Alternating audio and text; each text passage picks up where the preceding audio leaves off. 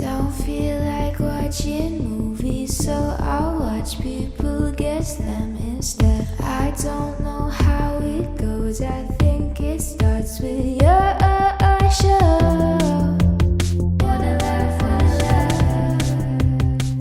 Hello everybody, welcome to the Valleycast. It's Elliott and Joe, but Steve is dead.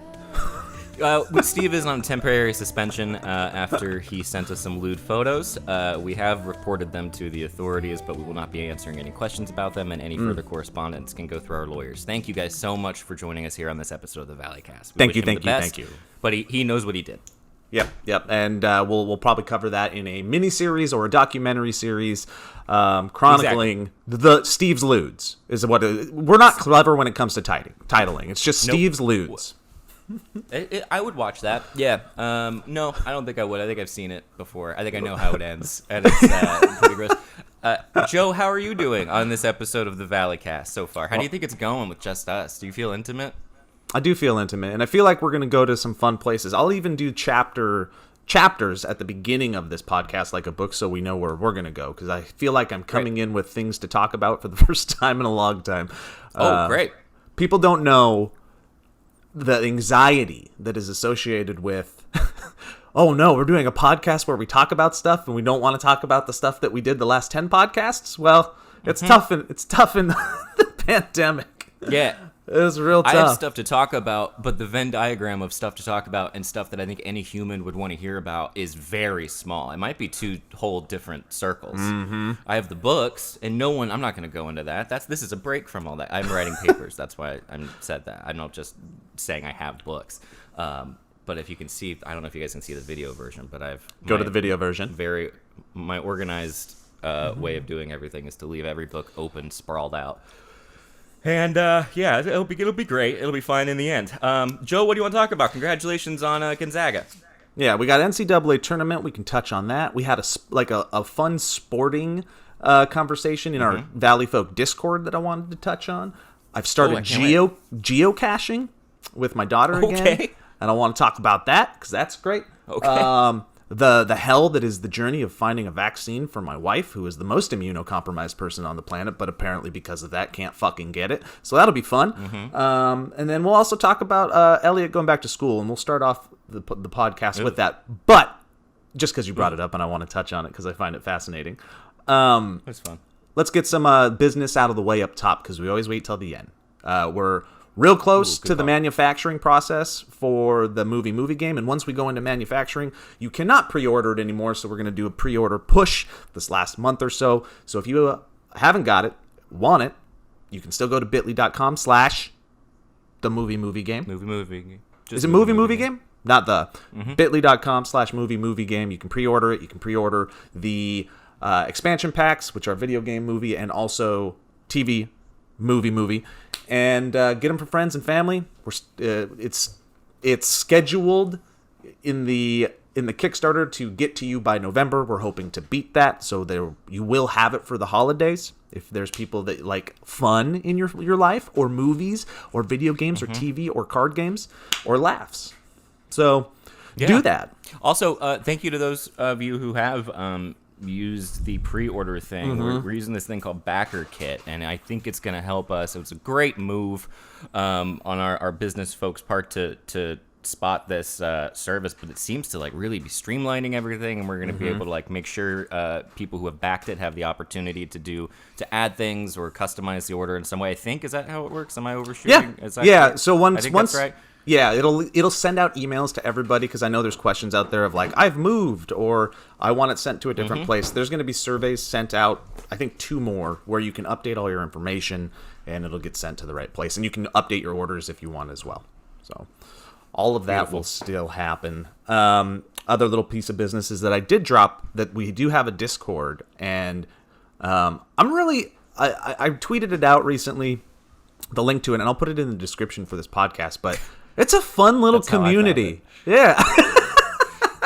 I don't understand how Discord works. And I was like, I don't get it. I keep clicking on things that are just me, you, and Steve over and over again. And I finally found, I was like, I bet Joe's tweeted this out. And I Googled your Twitter name with the word Discord. And it came up, and I was like, haha, I got it. I'll figure this out. And then I signed in, I said hi, and immediately everyone was like, is this really you? And I was like, I don't know how to prove that it's me, but that's very sweet of you to think that someone might be faking being me. But, you're like, I don't know if I'm me. That's a deeper question existentially. Yeah, I was like, I think I said, unfortunately, it is me. It would be more interesting if it was fake. But yeah, the Discord seems very lovely. Everyone in there seems like very nice. Yeah, if you're into that sort of thing, Discord, we have one. It's a cool group of people. They're all very nice and supportive of each other, and I just love that there's a little community there. If you're looking for a little community and you're not a Discord person, this is your chance to try it and give it a shot. We give announcements there. Patreon, like when we post stuff on Patreon, we'll also tell the people on Discord that that's happening and blah, blah, blah. Good people. Joe pops in and he says, good morning. Joe, I'll scroll through. I try Joe to. Pop in and go, hey guys. Yeah, I'm trying to do it more, but again, I have to Google your name and I got to do the thing. So yeah, that's I think those are updates. Anything else from you, business wise? No, I mean, just patreon.com/the Valleyfolk. But at this point, I think it's very clear that we're focusing so much on movie game. And as we get vaccinated, which we're going to talk about, I think it's that'll be a much more fleshed out and robust thing. And I'm excited to shoot things. I've been working on a very long hot take. I decided to try to make up for the lack of hot takes by making the longest one ever, but I reread it and it's got too much in it and it's too long and it's not good enough. It's bad and some of the stuff needs to be cut, but I'm excited about it and I hope to shoot that with you on Thursday or Friday if you're available. But if you're getting vaccinated, that's more important. Well, I'm definitely not because I can't. Yeah, you've been cast out. Yeah.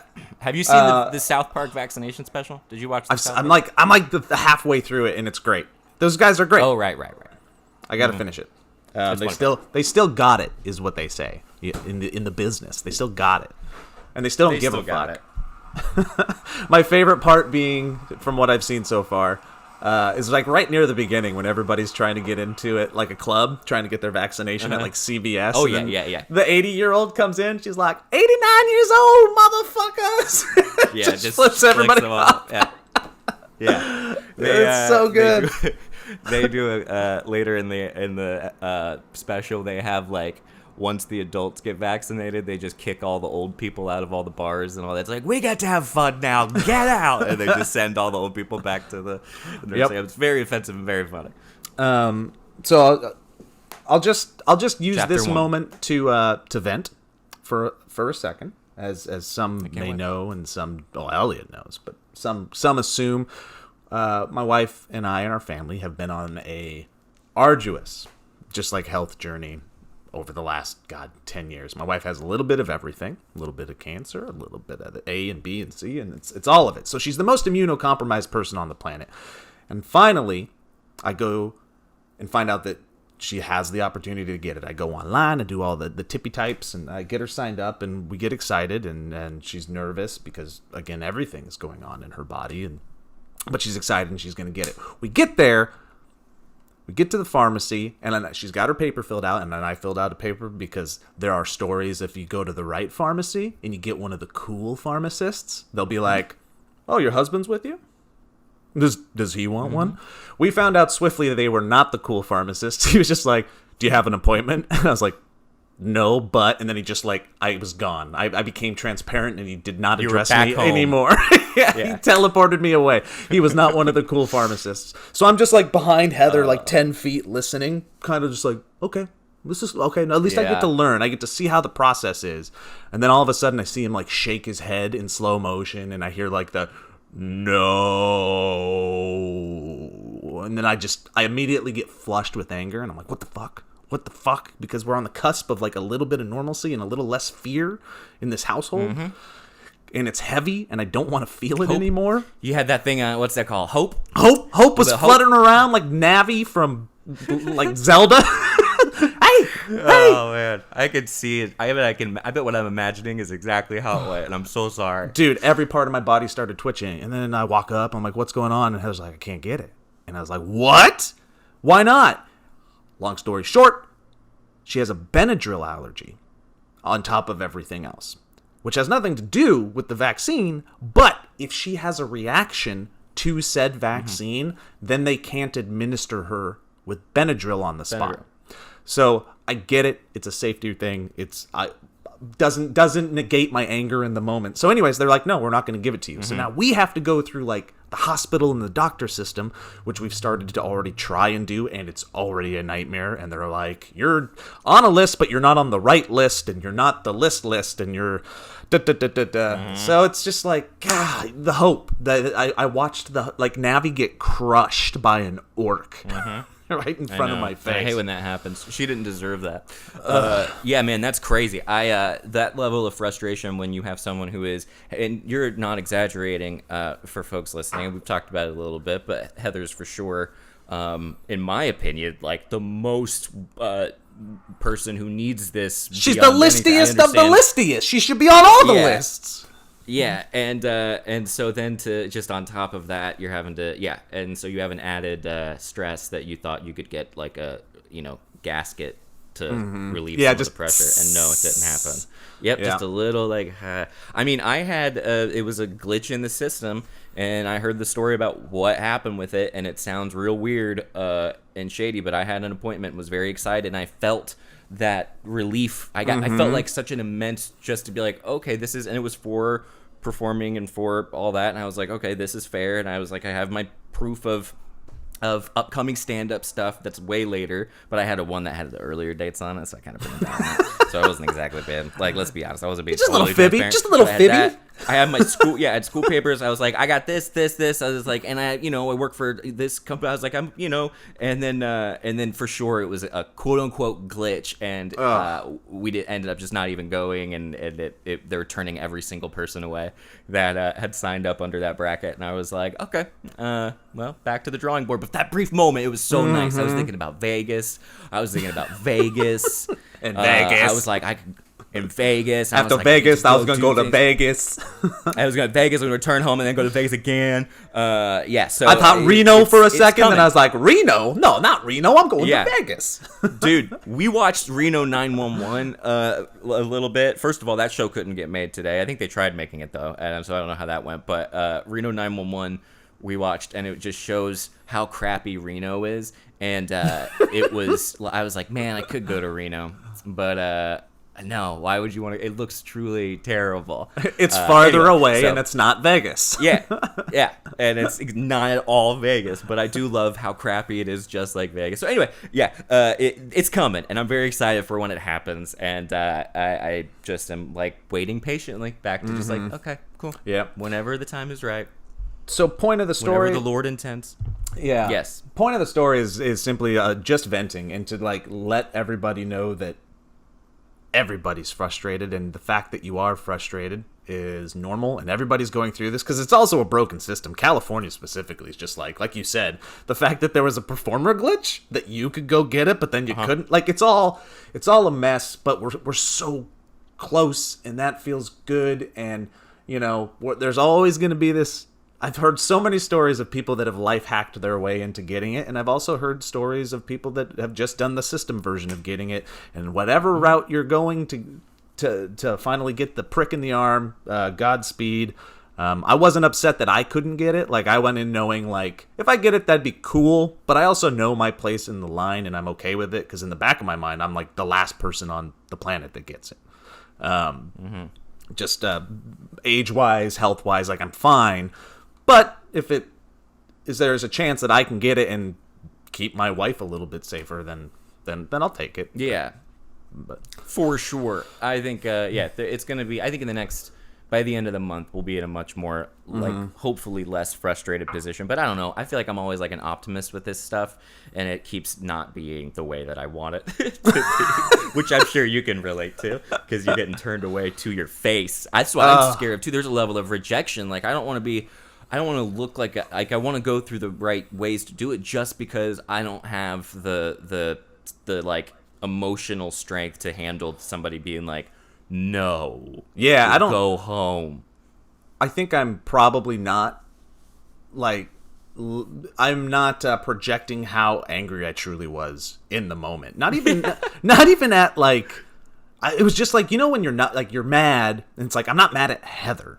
for being sick, and I'm actually not mad at the Yeah. pharmacists for doing their job, and I'm not mad at the system for fucking sucking, but I'm just mad at the universe. That's where I was at. I was just like, okay, turn around, let's go. Jackson's like, can we look at the popsicles? I'm like, no, we're getting out of here. Because that was the thing, like, we all had to, Well, what if you have a reaction to the popsicle and I can't give you Benadryl and it's hereditary? I cannot be near this pharmacy in this Vaughn's. Let's go. Yep. This place has a bad energy and I don't know what's causing it. Is it and you? I just Do you think it's yeah, I went into like Dad Hulk, just like, we're just back into the car. Let's go. pure dad? Yeah. Don't tie your Turn this shoe. car around. Do not tie your shoe. Get to the car. Hold my hand in the parking whole lot. family. That's exactly it. Yeah. We all had to do the masks thing, and we're all like, it was like a family trip. The first time it was the first time my kids have been in a store during the pandemic.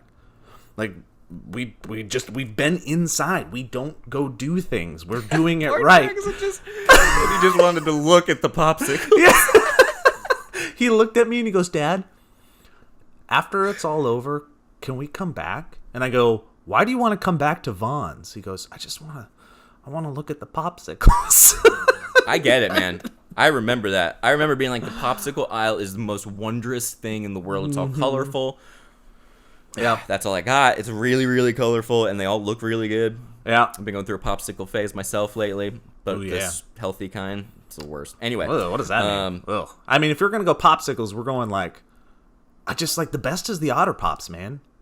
Is the Otter Pops. I like the strawberry ones that are made of real fruit. I'm trying to eat less sweets at night. Those are good too, though. Those things.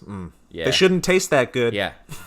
No, they shouldn't. I don't think they're putting something in them, but it's a little better than the Sour Patch Kids I was having the other night. So I'm getting better, one step at a time. We're all gonna be okay, everybody. It's gonna be fine. Don't worry. Like, it's fine. We're just, I think, all hitting certain walls at certain times, and then after we hit the wall, we run directly back into the same wall, and so it's just it's a struggle in different ways at different times and at different levels. But the important thing is that we see the light at the end of the tunnel, and we will get there one step at a time, one cautious, calm step at a time, with a popsicle in our hand and a smile on our face.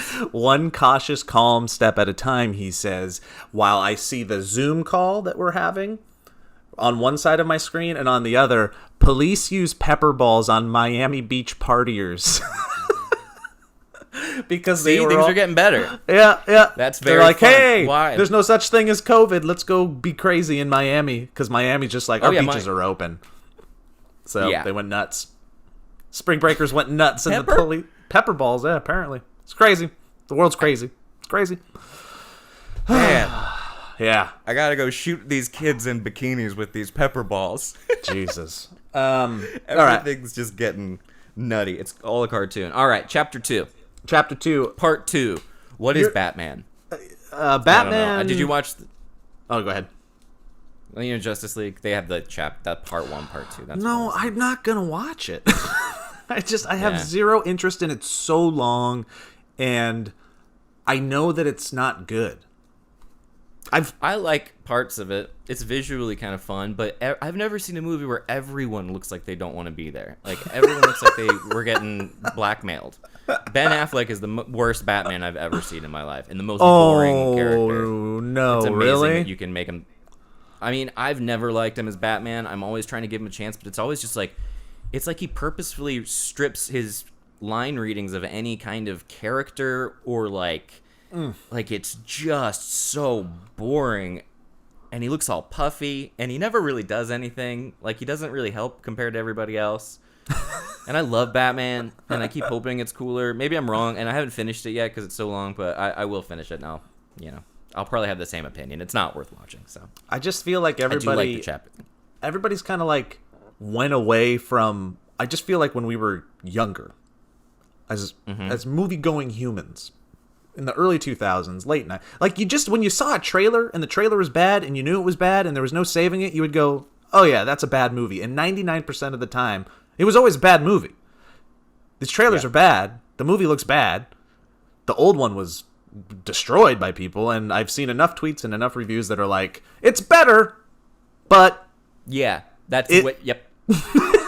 It's like, there's no need to see it. What is there really new about, like, it's always that same crap where it's like there's a box and they gotta get the box or the stones or the reactor or the something, and it's always the same. I think people are just exhausted with that crap, and then you compile all these people in. Now that said, they're doing some cool stuff with what's his name, Cyborg. That's really fun. They're giving him a whole, like, he's a really fun character, and I'm enjoying that part very much. Okay.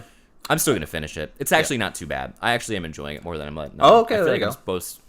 Yeah, but we're watching it in like 20 minutes. Anyway, who cares? Because you have Coming to. out. I have to acknowledge also that, like, look, I'm prejudging something very harshly before ever seeing it, and I acknowledge that it's also stupid. So I don't like the design of Cyborg. Cyborg's one of the things that makes me not want to watch it. I see how they design it, and I'm like, I don't like that. I don't want to watch it because of that. No, thank you. Yeah.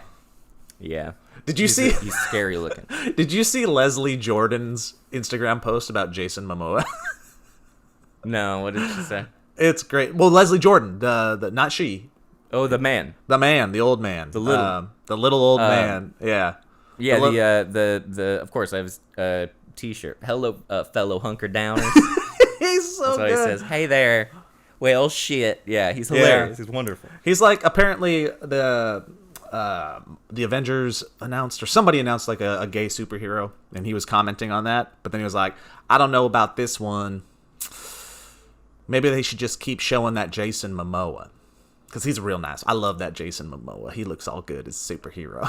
He's just great. I love him so much. Just doesn't care. Yeah, he's a true delight. Have you heard him sing? He does like old gospel songs. I think he's releasing an album soon. Yeah, it's really pleasant. Yep. And he's Just a little bundle of love. yes. Yeah. It's still like love way him. too close to his mom. It's great. Yeah, who's still alive, which is crazy because he's getting really cool. Good for him. Chapter 2. Chapter 2. I'm just fascinated, and I think I'm envious that you're doing school again. Like writing papers and doing all that. How does it feel? How does it feel to go back? Does it feel like work, or when you're writing a paper right now in something that you're admittedly very interested in, does it feel like school? Does it feel like, oh man, I gotta do this? All the time it does. Yeah, it does feel like that. And I keep being like, and then I'll read it. Do my readings or whatever, and I'll be like, oh man, I actually am really interested in this, and then it gets me through it. But it is a lot all the time, and I forget that. And then it doesn't stop. Like it'll stop for a second, and then it's back up and going again. And you learn very quickly, I guess, how to like skim and read and skim and read. And then I have 2 classes right now, and one of them is like super academic and very difficult, and the professor is wonderful, and she just keeps she's very, very smart and very like can see through people's writing and see through me very quickly, and very supportive. Very When you're doing your bullshit? Very nice, very supportive. When I'm doing some bullshit, she's kind of like, this is good. She's like, you need to, increase your discipline in an academic sense. And then, but it'll be things like, if we're doing a term paper, you're supposed to be writing for the goal of publication. And so I have 2 15-page papers due in 4 days. I think I'm going to be able to finish one today, which is the difficult one. But you can't you're not supposed to use words like important or, you're supposed, everything you say needs to have, you can't assume that something you're saying hasn't already been said before, so you have to use a language that's very like, this may be this might be this, or you have to use a sentence like, I believe this, and this is my stance on it, and then you have to research or try to research whether or not that idea has been talked about before. I think you have to credit it, and then it's just a lot, and then it's all APA, 7th edition, and so there's a lot of like that kind of crap where you gotta source Super school. everything correctly. Super school, yeah. And but besides that, it's really wonderfully fun. It's been very nice. I'm very, very excited about I start next semester in like 2 weeks or something. So I'm going on my 3rd semester now, which is crazy. Already? You're going on your 3rd? Yeah, Wait, it's been what were your grades in the first semester? What were your grades? Oh, I got A's. You got all A's? Aw. Yeah. There's like 2 classes. Yeah, it's very nice. But they're also like, they're not like, it's not like you memorize stuff. So they're not like, there's not like an exam that's like, you got to name this. It's not a clinical psychology. It's all ideas. This is symptom. This is symptom. Yeah, it's ideas, and if you can get the material and then write correctly and be on time and contribute something, and then you have to do these like reflection papers at the end too. So I had to do 2 papers last week that were on like the course itself and how you're using it, how you're applying it, what you thought of it, and then you have to like, fortunately you don't really have to format that much. And yeah, it's all really interesting. It's all based on the Jung stuff and the unconscious, and then also how that applies to current, or if it doesn't apply to our current times. And it's a lot of history, which is that part I really like, and I didn't know anything about that. The history of psychology has been really fun. And then there's a lot of debates and in-debates that still happen, apparently, in this field, which is really interesting, and it's a very active field, and I didn't really know that. I just thought Just it was behind very the scenes. Yeah. very behind the scenes, and some of it's just very fascinating, and yeah, it's real cool. And then other parts of it I just couldn't care less about. But it is really fun. It's really fun. It's very scary and very intimidating. The rest of my cohort is very I feel like many of them are worlds smarter than I am, and I am very intimidated by them, but they're like all the sweetest people, and all very interested in this, so very supportive group. We have like a WhatsApp text that we have a thread on that we all freak out on. In two things. I'm very proud of you, so I owe you a sundae for your good grades. We're gonna go get some ice cream, and we can get some ice cream. You're gonna get. I just want to stare at the popsicles. I'll take you to get popsicles, but then we're gonna go to a nice restaurant. We're gonna get a sundae, and we're gonna share it. It's gonna be great. Okay. And then, oh, go ahead. I thought that was leading me into the ad read. Oh, no, but let's do that. I was like, it's 25. All right. All right, let's do that after I also say. My other question is that because you're going for your master's. It's an MA/PhD, so it kind of leads into, it's got like a few years, I think, of classes that you prep you to do a PhD dissertation. Yeah. Do you have to like do a PhD clock? Do you have to? Oh, weird. And anxiety ridden. Do you have to do any type of like extra classes that have nothing to do with what you're doing, but you have you got to take a PE course? I know, yeah. I think the statistics course is what I might take at some point in case I want to switch over to the clinical psychology degree. But because this is a scholarly degree where it's more like just your job's basically to add something to the field, and so because of that, you don't really need to have like a license. Like I wouldn't be practicing right now, like therapy or anything like that. It's more for like, so you can learn as much as possible. And so for that reason, I think there's no side classes, but I might still do the statistics course just to kind of back myself up. Yeah. And that would just be at like Santa Monica Community College or something. Before we go into the ads, and one last question, I'm going to put you on the spot. Do you have any advice or thoughts for somebody that is considering going back into schooling, education, like a little bit later on in life? Because I think I've thought about it, but it's a hurdle that I've never jumped over for fear, time, commitment, stuff like that. What would be your advice to people that are maybe listening to this and going like, wow, there's things that I would like to try and do. Like, why did you take the leap? Yeah. I took the leap as a result of a number of things, and I'm still kind of hazy on. I did it because last year when everything was going down with it was like right after the COVID stuff had hit, and then Black Lives Matter was happening, and all the George Floyd things. And then I sort of was like, I'm this old, I'm 33 at the time, and I was like, I could, what do I want to do for the rest of the time? And what do I want to do in my 30s? I was like, well, if I do this, I'm going to be, 40 at some point anyway. I'd rather have something to kind of be able to write and contribute something, because I was like, what am I doing? I'm not doing anything that I felt like I was having an weird existential crisis where I was like, I'm not contributing in a way that I think I possibly could. And I was like, well, what would I do if I had any choice? And then I went and someone recommended this school to me, and I looked up this program, and I was like, this stuff just seems like it's all the stuff I'm most interested in, and I don't even necessarily know if I agree with, but I'd like to learn about it and then see if it is true and interesting and it's legitimate and applicable to people's lives, and that could be really, really cool. So that's what led me to do it. So I would say everyone should do it, but I think it's I found like just a program that fit my lifestyle and my brain really well so far anyway. So I think that's what I would say. What would you go back for? If I was to go back, I'd probably get a teaching certificate and go into education somehow. Go help the youth. I think there's a realm where I could do pretty good in a high school setting and make it fun. And Yep. Yeah. That's kind of where it's my the same. mind's at. This would be like one of the paths would be a professor of something somewhere. Mm-hmm. But it is definitely I mean, it's arguably the biggest risk, one of the biggest risks I've ever taken.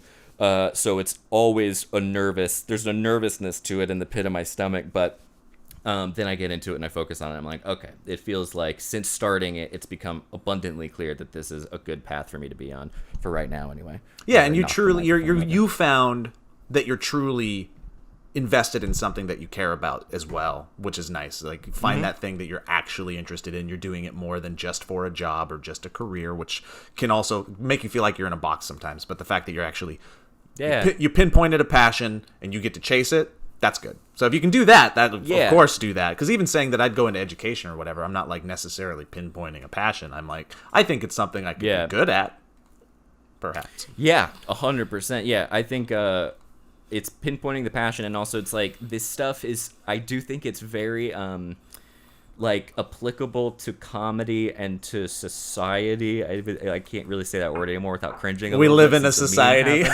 Yeah, but like culture, I guess, was probably the better word. But I was like, this would fit nicely into just being able to write, do comedy, and then anything with like the unconscious and stuff like that is just so fascinating to me. And then the history of Freud and Jung, I think, is very interesting. Jung basically lost his mind and was crazy, and I think has been very right about a bunch of stuff, but he's also very wrong about a bunch of stuff. One of these courses that I've been taking right now is all about like some of the very difficult parts of Jung, so I'm really happy about that, because I was afraid they were just gonna like, it was gonna be like, he's great, everything he said was right. You thought it was gonna be a big old yerk off? A yerk off, a circle yerk. Yeah, circle yerk. I can't think of another one, but yeah, exactly. And this class is like, what do you make of this? What do you make of this statement that he made here? And it would be like a racist statement, and then you have to read all about his accusations of like anti-Semitism, which are prevalent. Like Freud accused Jung of being an anti-Semite, but Jung also helped a bunch of Jewish people go from Germany back to get out of Germany, and paid for their analysis and paid for their travels, and also was known as Agent 488 to the during the World War II, because he was acting as a secret agent to help do psychology work for what became the CIA, and people don't know that, and he kept it really quiet till after he was dead. That's interesting. Damn. Yeah, there's an interesting stuff. Interview with Jung on YouTube that's really interesting, and he's like in black and white, and he's the interviewer. It's like, you know, in British, you know, he's like really sophisticated interviewer, and he's asking too about like how Jung and Freud would like analyze each other. They would treat each other. They would you know ping pong and back and forth with their deep and they thoughts. Would practice this, and they were like, this is a new thing, like psychoanalysis. They both believed in psychoanalysis like fully at the time, and then the interviewer, this way after Freud is dead, is like, well, what did you learn from Freud during that time? And Jung was like, and they had a huge falling out. Jung and Freud had like a massive split that still is being argued about in this field. And Jung was like, I'm not going to divulge that information. And he was like, well, Freud's no longer around. And Jung says something like, some commitments extend even beyond death, or something like that. Like, he just very sweetly is like, I will never say what we talked about during those. Like, he had that doctor-patient confidentiality, even with the guy that he had a falling out with, who it's all very interesting. He had morals. You're touching on the thought that I've been thinking a lot lately is existential crisis, things at our age, just life in general, post-college or even post-high school for those that don't go. I feel like we get into the morass of life when we stop searching for knowledge, we stop educating ourselves, we stop moving forward and walking with curiosity, and you get in, and I think you get stuck. And one way to do that is to immerse yourself in something new, like you're doing. Chase education in some way, shape, or form, because even if it feels like work, just like the knowledge coming in, creating that, like, that connection, that synapse in your brain, I think it's all connected to dopamine release. It's connected to you moving forward and feeling like you're setting goals and not just being stagnant in your everyday life. And that's what I think you're doing. And I'm very happy for you and jealous. Thanks, man. It's been definitely life-changing. It's been really really enriching. The fact that Grace also is like doing a program and hers is more based in creativity and art, but we're like kind of on similar schedules is very fun. Like she'll have her papers due, I'll have my papers due. It just adds, it's better. I think after quarantine too, it was just sort of like we gotta not just stare at each other and watch TV and just destroy our bodies or something. And do both. It's been a very pleasant. Yeah, we do. We're very balanced. But it's been a really nice experience for her too. I think she's been able to just like flex a creative muscle without having like the internet. It's like a very private thing too. There's a little bit of like because it's insulated in the class. Yep. It's nice to be able to kind of screw up and make mistakes without feeling like I'm gonna get too much credit. You're talking inside baseball for people that are inside the internet creator world, where when you do this book on this later in life, talking about the psychology of what's happened in the last 15 years and how people have basically gifted their entirety of themselves as a product to viewers, it messes with you. And it's, I don't think, in a very healthy way, and it puts expectations in your brain that don't deserve to be there. And what you're doing is healthy in that regard, where you're like, this is for us. This is I got to do this. And it's also nice to, because I had the thought where like a year ago when I was like, I'm really excited about this, and I was also like, I know some of this stuff a little bit, even though they almost didn't let me in because they were like, you seem like you don't have any background in this stuff whatsoever. And I was like, you're correct, but I know a little bit about it. Please let me try. And but I was like, I know enough that I feel like I can come off like I know a lot about it, but deep down I don't know anything about nothing. So maybe this is a way to know something. And that's where I'm at now, and it's very nice. But thank you for the kind words, Joe. I'll have you read my paper on the Jungian concept of the shadow in relation to the rise of the alt-right. I will. I do, and I'm very interested in saying it. I think it's not good. I want to take like a creative writing class or two, so I can like maybe work on my poetry some more and be forced to like actually create it and make it. And anyways, you could do that with art too. You can make it with a draw. Yes, draw little pictures. Yes, it could. Because I want to make that book. Anyways, we've talked about that. Well, you know what else you could do, Joe?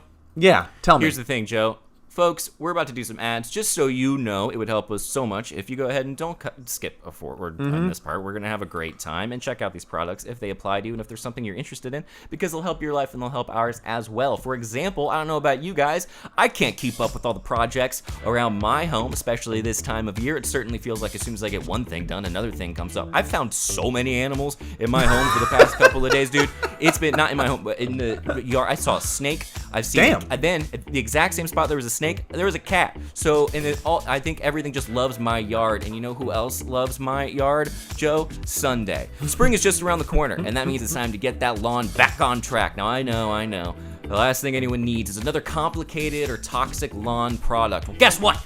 Sunday is more than a lawn care product, guys. It's a customized lawn plan that works with nature. They take out all the guesswork and unwanted chemicals so you can grow a beautiful lawn that's better for people and pets and our dear planet. And I think that's really nice, and I am very excited to do this. I have the box. I know exactly where it is. I've seen it. I've opened it. I've checked it out. I peeked a little bit. I'm very excited to sprinkle it around the yard and see if I can get this grass that's not looking good come back to life a little bit. I'm very optimistic about it. I like the fact that when you go to the website, you can punch in where you live, and they actually just come up with your lawn for you a little bit, like they're watching you from above, and that's nice. It makes you feel like you're not so alone. Dude, it's fascinating what they do. It's fascinating.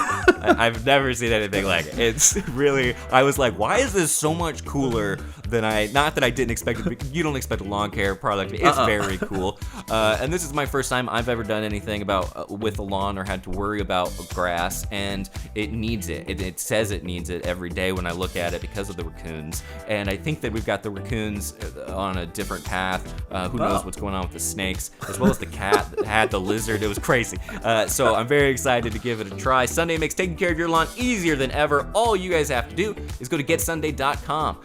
put in the home address, and there you get their free your free home address and get your free lawn analysis tool, and it'll take care of the rest. Sunday uses soil and climate data to create a tailored nutrient plan, so you get all the stuff your lawn needs and nothing it doesn't. Sunday is made with ingredients that you can actually pronounce, like seaweed, iron, and molasses, so you can grow better and feel better about it. Sunday explains exactly what you get and why. What you're actually doing is important, why the products and the ingredients actually apply to your specific lawn and where you actually live. And everything is sent straight to your door right when you need it. It comes very quickly. That part's incredibly true, and it's almost scary. It's like they see your house and then you have a box on your front door. All I have to do is attach the ready-to-use pouch to a garden hose and spray, and I can't wait. Lawn care used to take up my whole day. Now it will take less than 15 minutes. Best of all, this stuff actually works. So let Sunday take the guesswork out of growing a greener, more beautiful lawn this spring. Visit getsunday.com/Valleycast to get $20 off your custom lawn plan at checkout. That's $20 off your custom plan at getsunday.com/Valleycast. Sunday. getsunday.com/Valleycast. Science the shit out of your lawn. Yeah. It's crazy. They look at the soil of where you live and the climate at the time, and they throw it all. It's crazy. It's very fascinating. I was surprised. Yeah, it was like it suddenly showed up and was taking little, you see they put the little soil in the vial, and they look at it and they test it, and they wear goggles and they wear a white coat. That's what it felt like. Basically. You've seen how people do with Earth. Joe, what do you have to tell me about? Well, if you're gonna science the shit out of your lawn, you might as well science the shit out of your body as well, guys. We deserve to know what we're putting in our bodies and why, especially when it comes to something we take every day. We're going to talk about Ritual. Ritual's clean, vegan-friendly multivitamin is formulated with high-quality nutrients in bioavailable forms your body can actually use. What you won't find in Ritual: sugars, GMOs, major allergens, synthetic fillers, and artificial colorants.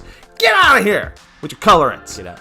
You get the fresh taste and delayed release capsule design that make taking your vitamins very, very easy, which for me is very necessary, because what I'm really good at is being a dad when it comes to nutrition. I make good meals for my kids and my wife. I will make them breakfast, lunch, and dinner, and I will make sure that they eat first, and sometimes I will just let myself go and drink coffee all day. So for me, a multivitamin is very, very important, and that's why I'm digging the Ritual.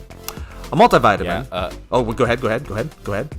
Are we allowed to talk about how they smell really good? And Yes, you taste can. really good? Yeah, yes, you can. They smell really good and they taste really good, and they're the coolest looking multivitamin I've ever seen. In my Right? life. They're Yeah. the coolest looking pill I've ever seen in my life. It might as well be cool if you're going to throw it in your body. Yeah. It's wonderful. Multivitamins should contain key nutrients and forms your body can actually use to fill gaps in the diet. Like I was saying, I got some massive gaps. tell ya. Oh, man. No shady extras. Ritual's delayed. Joe, extra gaps, Beretta. Ritual's delayed release capsule design delivers high quality nutrients, including vitamin D3, in just 2 daily pills.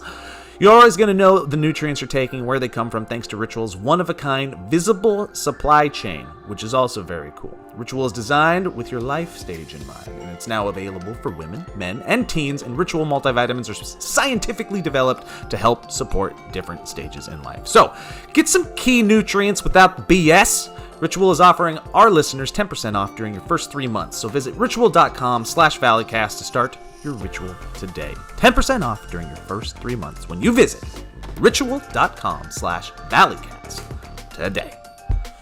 Do that. And now let's we're sciencing the shit out of our bodies, our lawns, and now we're gonna science the shit out of our junk. Now we're switching to religion. This next comes from the Church of Scientology. Yeah, welcome. Guys, it's time we stopped messing around about funny things and talked about something really serious and important: your undies. That's right, we're doing it. MeUndies believes undies are something that should be yelled about from the rooftops or shown off in mirror selfies for Instagram. They're not undie shy, so let's talk. They want personal anecdotes, and really we can't give any better. Yeah, let's just do it right now. Our best favorite sponsors ever. They've been with us the whole time. My drawer is officially just MeUndie underwear and mostly MeUndie socks. I've got MeUndie onesies. I've got MeUndie shirts and pants, and they're the best thing that I have. Yeah, they're amazing. Yep. And it's like they got the prints that are full of personality and cartoons. They've also just got nice colored prints if you don't want to go that far. They fill the gamut and they fill your junk with happiness. Yeah, I go for the basic colors because I don't like my crotch having any fun ever. What else do you got to say? MeUndies isn't just here to make sure everybody is comfortable, but they're also limiting the amount of laundry you have. How thoughtful. They've designed a membership that not only saves you 30% on each order, but delivers a fun new pair of undies or socks right to your door each month. We do that, and it's really fun. Plus, you're the boss. You can control your shipments, and you also get early access to their most exclusive prints. MeUndies are offered in a range of sizes, including extra small all the way to 4XL. I like to get the 4XL and just to feel very, very comfy. Or feel wrapped up in it. Yep. Now that everyone is WFH, they also offer the softest loungewear. Fill your closet with things you actually want to put on. Guys, do it. MeUndies has a great offer for our listeners. For any first-time purchasers, you get 15% off and free shipping, which is awesome. MeUndies also has their problem-free philosophy. If you're not satisfied with any product for any reason, they're going to refund or exchange it. No caveats, no questions. Man, caveats is a word that if you don't know it, it will really mess you up when you see it for the first time. Cavities. No cavities. No caveats. Caveat? Caveats? No cleavage. No cleavage. To get your 15% off of your first order, free shipping, and 100% satisfaction guarantee, go to MeUndies.com/Valley. That's MeUndies.com/Valley. We love it. We highly recommend it. Gift it to your loved ones. And please check out all our sponsors on today's podcast. They help keep this thing going. Boom.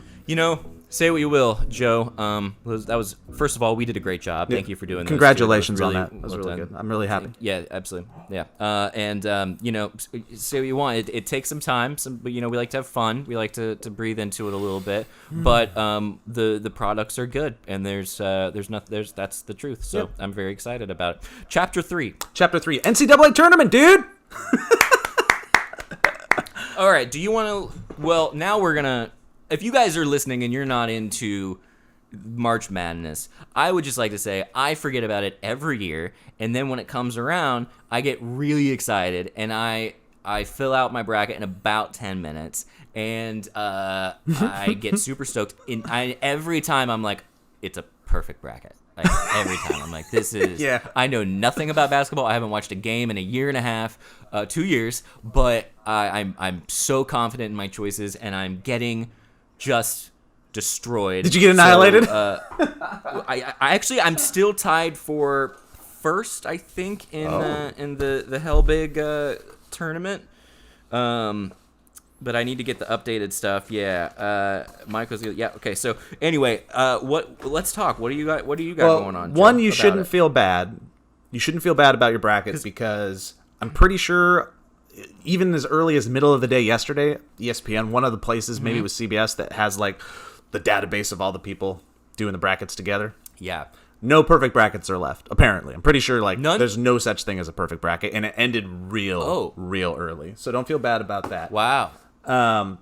And first off, before, if you're at this part of the podcast and you're kind of rolling your eyes, don't worry, it won't be just about the bracket. We'll talk about all the fascinating things that come with March Madness. It's a perfect event, even if you don't like basketball. It's just good, and it's an overarching story with 7,000 little fascinating ups and downs and side stories inside of it, and loss and joy and tears. It's just fun, and we need it.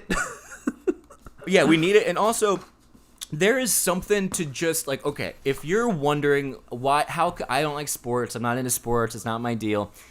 If you just fill out a bracket with the least information possible, like I do, just having filled it out and giving it the tiniest bit of thought will give you such a vested interest in teams you've never even heard of. You don't know who the players are. You don't know who you actually care about winning more. I didn't even get Florida. I got Florida getting defeated by Ohio State. Ohio State, guess what? Defeated by Oral Roberts. Nobody saw that coming. Upset of the century. Pretty crazy situation. Man. They had their chances and they didn't get it. And so now I think Florida's got a chance to beat Oral Roberts. Then I think Florida is going to go, where are we at? Utah State. I got then it would be Florida against Arkansas is what I got. Is that still going Where on? are you right now? What part of the bracket you in? Florida's in where? The Florida. top right.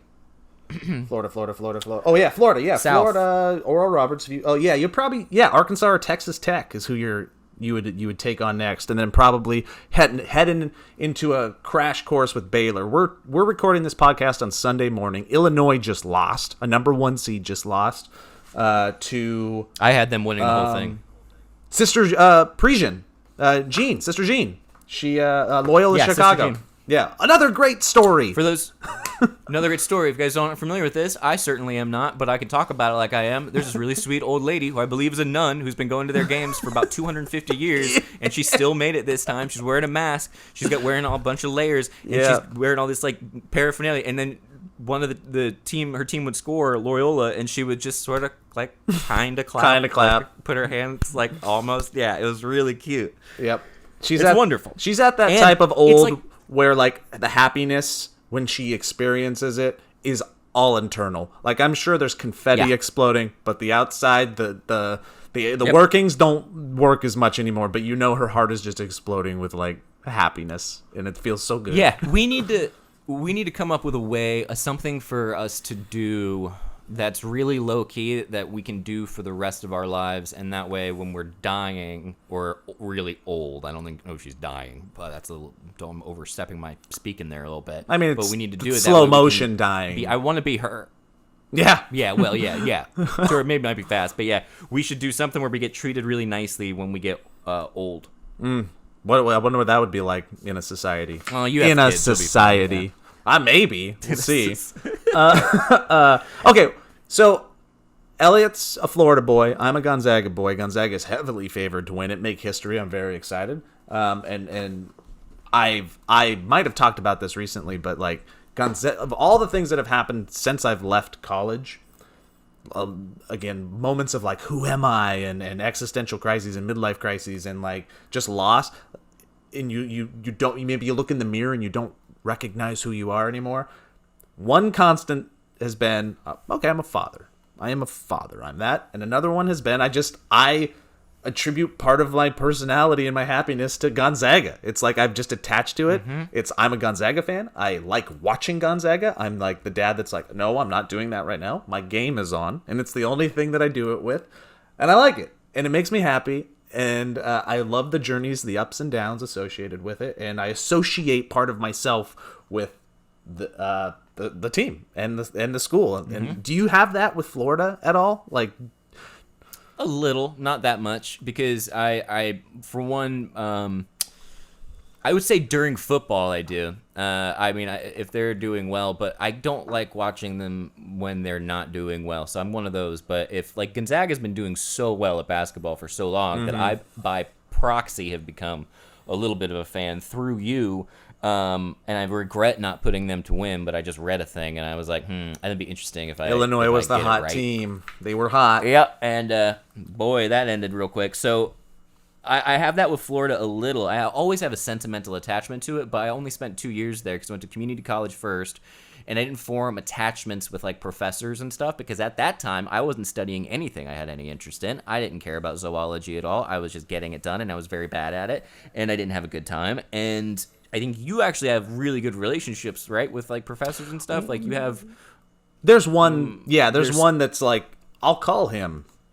and we'll have talks about amazing. life and kind of like a Sherpa, a life Sherpa, or a mentor of sorts. But you also didn't. If you were only there for 2 years, and I know you were living, you experienced it differently because you were married or getting married at the time. Yeah, I was married my entire time. You didn't like. Florida. You didn't like invest your time into campus life. Like you weren't like a Florida Gator student. Yeah. I wasn't like fraternity and all that. I was in certain clubs that were science based, and then I had like the student season tickets. I would go to the games. There were a couple seasons where I would go like every single one, and that was really cool. And it was during the Tebow era, so that made it extra cool. Yeah, and it was back to back. I think that was right. I came right in the middle of the back to back basketball championships too, and Tebow and all that stuff. So it was like we were at that time the closest I think to not a dynasty, but it was like we were doing real well. And then after I left, it was like and Urban Meyer left and Tebow left, it all kind of they dipped a little bit. I think they're coming back now. Isn't it funny how you... And Florida basketball's great. They are this year. I didn't even know they were in the tournament. We were talking about it, and I was like, "It looks like you gotta root for Florida State, Elliott." Nudge, nudge. And then we looked at the bracket, and I was like, "Wait, Florida's in it? Shit!" Yeah, because when you said that, I was like, "How is Florida State?" And Florida's not in it, but they are doing very well. Florida State's doing number 4.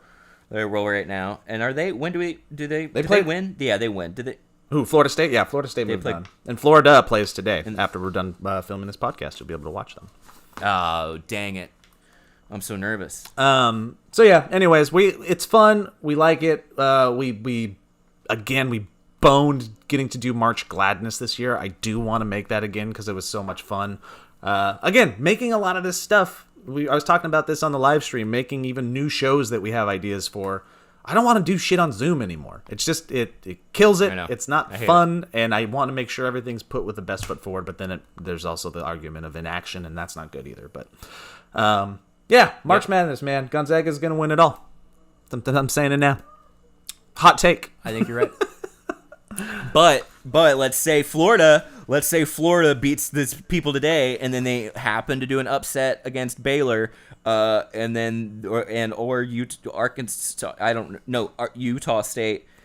Oh, that's today. They're doing Utah State today, I think. Dude, is that right? I think Utah State got beat. I don't know how it works. It doesn't matter. Isn't it fascinating though how you attach yourself to the ups and downs of something that you're not really associated with. Again. Oh yeah. And same with Grace will do it. She's like, well, let's watch it and get really. She calls it screaming at teens. She goes, let's scream at teens for this thing that we will not care about the moment it's over. And I'm like, yep, that's pretty much the whole plan. Yeah. What was I calling them? They're baby. These are children. These are a lot of them 18-year-olds, but they're mutants. This is mutant sport time. Yes. They're giants. I mean, they look like they got little baby faces, and I could see that for the first time in my life now because I always felt like they looked like they were 35, and it's part of my brain I still think I'm like 11, and they're like the older kids because they play sports. Nope, they're babies. Dude, I do it with like LeBron James, who's been around forever, and he's like at the height of like the social conversation all the time, not just sports, but now with like Black Lives Matter and voting rights and all this stuff. I look at LeBron James as if he has been my superior and my senior and somebody that's 30 years older than me for the last 20 years that he's been culturally relevant. I'm older than LeBron James. Are you? Yeah. That's so funny. He's like 35. When I see an athlete that's younger than me, I'm like, not really. Like you still know more than I do. You're an adult and I'm not an adult. That's why the only reason I realized that I'm trying to exercise more and keep my body, or not keep it, like do something with it. Not let it die in slow motion. Yeah. I was like, well, it's not going to get any better than this if I don't do something. And so I started to do it, and it's really fun. But I was like, I can tell that I'm getting healthier. But at the same time, I'm like, I hope this doesn't mean that people think I will want to ever play sports with them. Like, you'll go play basketball and with like people. I'll never invite you. And I think that's insane. Yeah, no, absolutely. Don't waste your time. I will never ever go. And the fact that like, I love the fact that one of my favorite things about Grace's family is like, they're not gonna go out and like be like, let's throw the football around. And if they did, I know that I would be like, no, I am not going to do that. I'm going to sit here and I'm going to drink my whiskey and Diet Coke and I'm going to watch TV and I will never do it. And I was like, this is one of the best things about being an adult is that I think I can pull off never having to feel pressured to play sports ever again in my life. And I think that's wonderful. But I will watch it. That's it gets better. Yeah, it gets better, guys. Like, you'll be pressured your whole life because you're tall to play basketball, even though you know it makes you feel bad on the inside. That's so funny. Chapter 5, talking about exercising and stuff.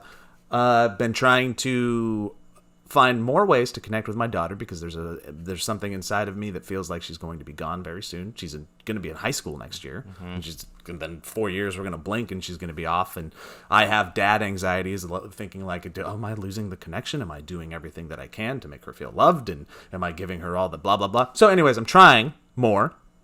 And we re-downloaded a geocaching app that we did when she was younger. We did it like I don't know, 5-6 years ago, we kind of casually did it, and we re-downloaded it yesterday. And dude, it's so much fun. Have you ever done it? Really?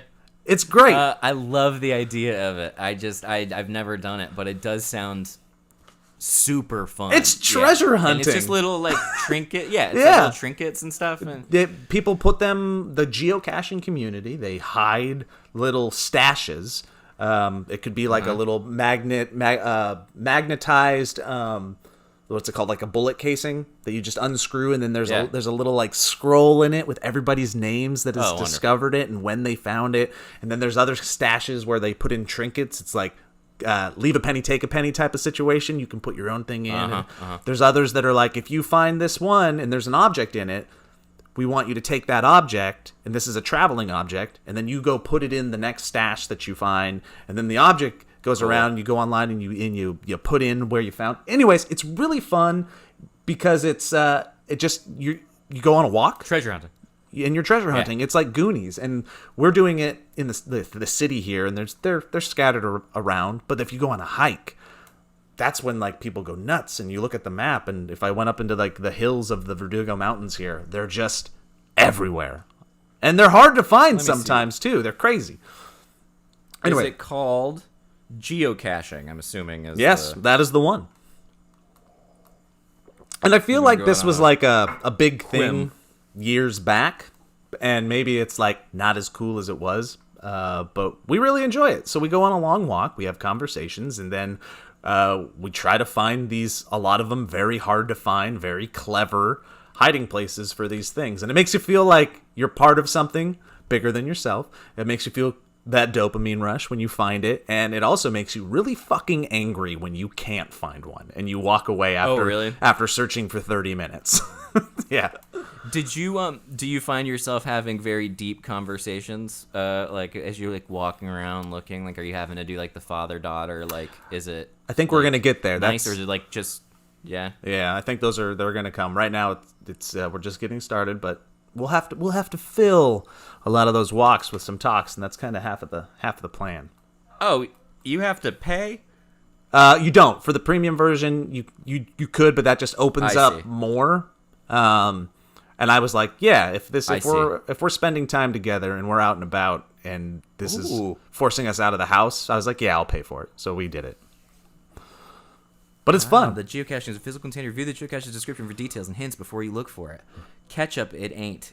That sounds. Yeah, there's clues. That's the thing. Yeah, so a lot of them have mustard. Like clues. Like you see the location, and then there'll be a fun little clue associated with how it's hidden or where it's hidden. Yeah. It's fun. And they call people that aren't geocaching, like when you're out and about, they're like, watch out for muggles. Like the rule is to not let normie people, the muggles, see you finding the stash.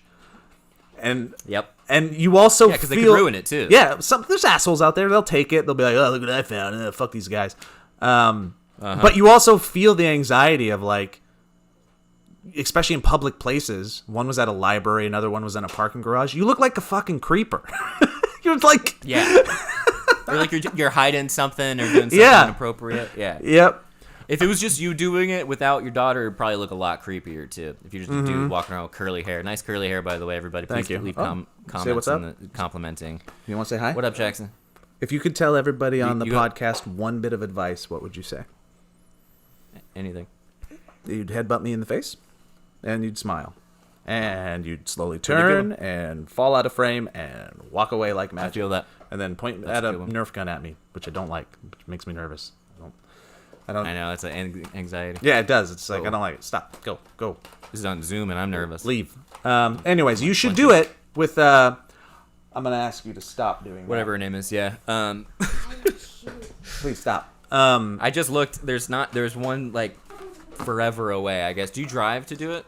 You can. And that's the nice thing is that, like, if you go on a trip somewhere, you're like, okay, we're going to go on a little road trip. You know, like, find little ones to just like fill some time, and I think it would force you to like explore an area maybe that you haven't been around before. We fortunately have some in the neighborhood here, but when we're out, we went to we were getting her ring resized, and so we had to go to the jewelry store where we dropped it off, and it takes forever because it's way on the like west side. And I was like, I haven't been through LA in so long. And we were like, why are we here? And I was like, this is I was like, is it just me, or is this like horrible? And like everyone was driving crazy, and everyone just seemed really unhappy, and everything seemed dead, and a lot of anger, and maybe it was me projecting it onto them, but it definitely seemed like an unpleasant like place. And I was like, okay, maybe not driving into LA is the way to go. When you Maybe say driving LA proper, are you elsewhere. talking like downtown? No, I go down there. That's where Pete lives, and I actually don't mind downtown. It's still pretty sad though. Like downtown is actually like objectively sadder, and kind of always has been.